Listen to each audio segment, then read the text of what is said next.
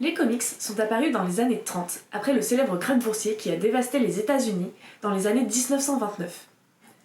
Le peuple était donc plongé dans une grande pauvreté et dans cette période appelée la Grande Dépression. C'est à ce moment-là donc que les comics ont vu le jour et ils ont répondu à un besoin d'évasion de la part du lectorat, qu'il s'agisse des jeunes ou des plus âgés, qui avaient besoin juste de se changer les idées de ce quotidien, et pour pas très cher puisque les comics ne coûtaient que quelques cents. En 1941, les États-Unis entrent à leur tour en guerre dans la Seconde Guerre mondiale. Les comics vont alors prendre un tout autre tournant. Le besoin d'évasion de la part du lectorat est toujours aussi fort, mais il va également rechercher des valeurs fortes, comme le patriotisme par exemple, le courage, mais aussi un besoin d'union du pays et un besoin de se sentir en sécurité, de se sentir protégé. Les comics font alors partie entière de l'effort de guerre. Ils sont lus par un lectorat jeune et donc influençable, mais aussi par des jeunes hommes en âge de s'engager dans l'armée.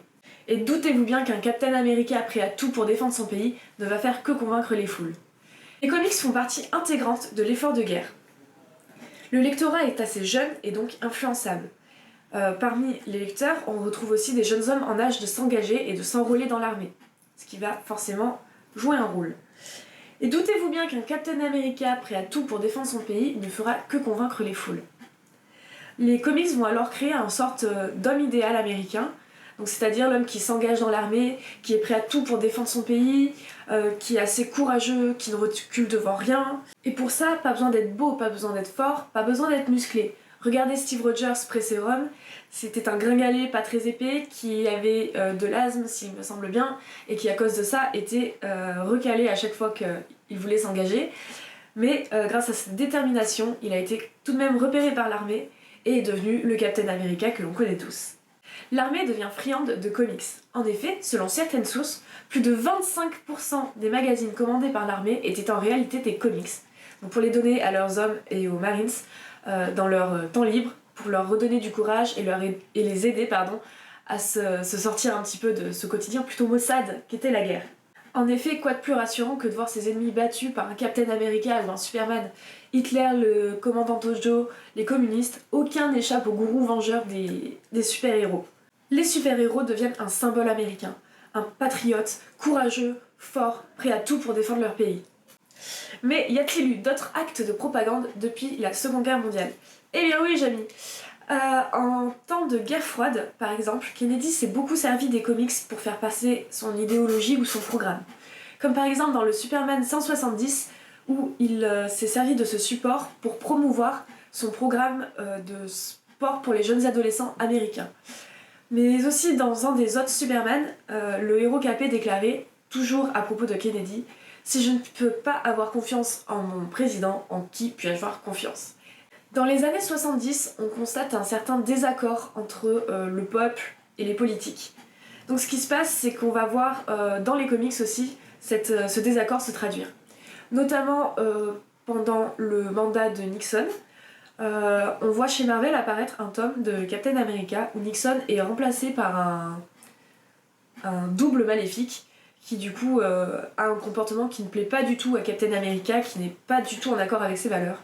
Et Captain America, déçu par son pays, va alors décider de rendre le bouclier et de devenir nomade. Cependant, au bout de quelques temps, il reprend l'uniforme, beaucoup trop empreint de l'amour du peuple pour le laisser tomber. Et c'est là que ça devient intéressant.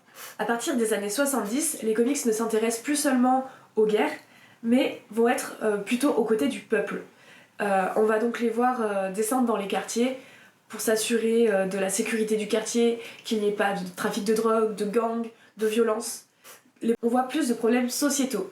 Ainsi, le peuple se sent plus compris et prend plus plaisir à lire les comics. Aujourd'hui encore, on peut trouver quelques messages de propagande dans les comics. Alors je mets des guillemets puisqu'à présent la propagande est quand même moins marquée et c'est surtout qu'on est généralement plus éduqué et plus à même de réfléchir et de ne pas se laisser endoctriner par des valeurs, on va dire. Donc le dernier exemple que j'ai en tête, c'est en décembre 2017 dans le numéro de 2-in-1 qui met en avant Spider-Man et la chose.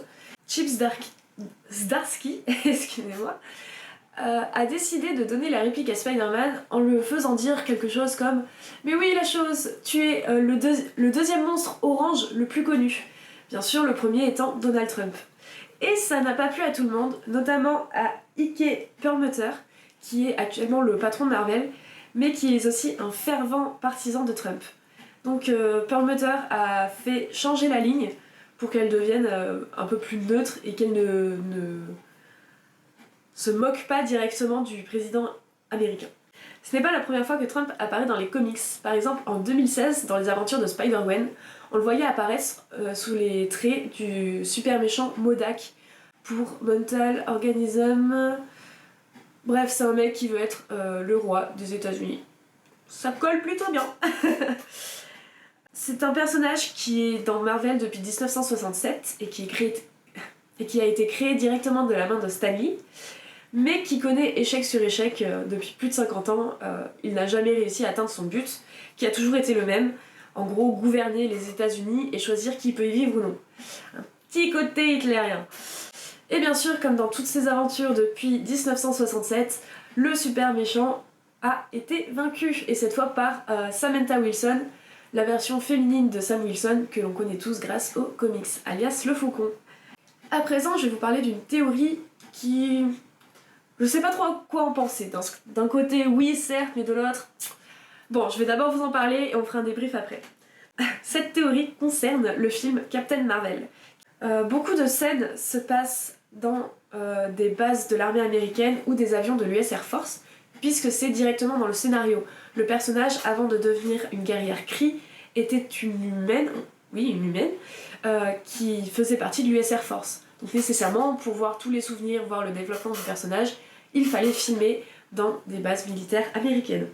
Donc bien sûr, le film instaure une image valorisante de l'armée. C'est quelque chose, on voit que... Brie Larson, non. que Carol Danvers est fière de faire partie de l'armée et qu'elle avait vraiment un attachement fort à l'US Army. Donc pour écrire ce film, l'équipe a été en étroite collaboration avec le ministère de la Défense et l'armée américaine tout simplement, en rencontrant des professionnels. Les acteurs ont aussi participé à des entraînements militaires. Il y a vraiment eu un désir de réalité. Et suite à ça, de nombreux posts ont été faits sur le Twitter notamment du ministère de la Défense et de l'US Army pour promouvoir le film et forcément pour se promouvoir eux-mêmes. On pouvait voir des extraits dans la vie de l'armée, on pouvait voir l'équipe du film avec les employés de l'armée, avec les militaires, on pouvait aussi voir la vie dans le quotidien de l'armée, etc.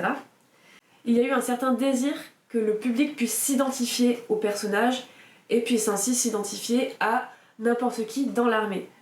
Et ce qui suscite aussi pas mal de remous, c'est la déclaration que je vais vous mettre là ou là, je ne sais pas encore, c'est ma première vidéo, je ne sais pas faire. Donc je vous cite: avant que Carol Danvers ne devienne l'un des super-héros les plus puissants de la galaxie dans Captain Marvel, elle était pilote de chasse dans l'US Air Force. Quelle sera votre histoire d'origine? Et bien sûr, avec le petit lien qui fait plaisir, pour rejoindre l'armée. Vous voyez, il y a eu pas mal de, on va dire, propagande, puisque oui, dans la définition de la propagande, c'est mettre une idée dans la tête de quelqu'un à force de répétition. Et en effet, il y a eu beaucoup de répétitions de tweets ou d'événements qui font que on pourrait se dire oui, bah oui, c'est vrai, l'armée c'est trop cool, ça fait comme dans Captain Marvel.